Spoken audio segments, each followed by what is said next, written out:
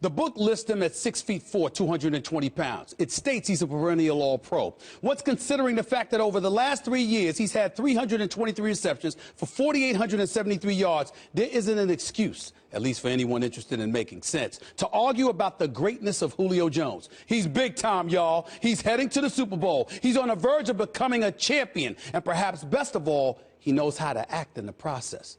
Think that little tidbit doesn't matter? Pause for a second and educate yourself. Of all the great wide receivers in NFL history, from Randy Moss to Terrell Owens, is it an accident that we talk about Jerry Rice as the greatest? Of course the numbers matter, but so does the professionalism, the commitment to excellence, and the desire to make a name for yourself strictly on the field of play, not in the headlines. While Odell Beckham Jr. was partying near South Beach, or Antonio Brown was doing Facebook Live posts before subsequently losing their next playoff games, by the way, where was Julio Jones? Where was he partying? What was he doing? Where's the prima donna tag normally attached to receivers? The headlines, the distractions. Any news about Jones' refusal to talk to the media, by the way? Punching walls, banging his head versus a locker room door? Take your time, people. I'll wait. Actually, don't bother, because you're not going to find anything of the sort when it comes to Julio.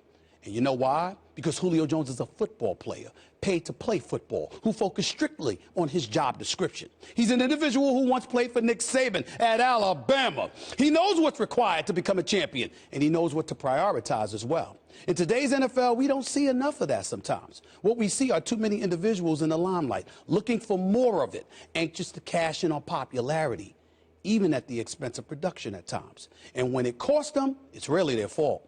The blame always belongs to someone else. So the next time you see Julio in the ATL or anywhere else, salute that brother, pay homage, be grateful. Not just because of his greatness as the best receiver in football, but also because of why he's so great. He does his job. He knows what's priority. And considering the times we're living in, that's the most beautiful thing of all.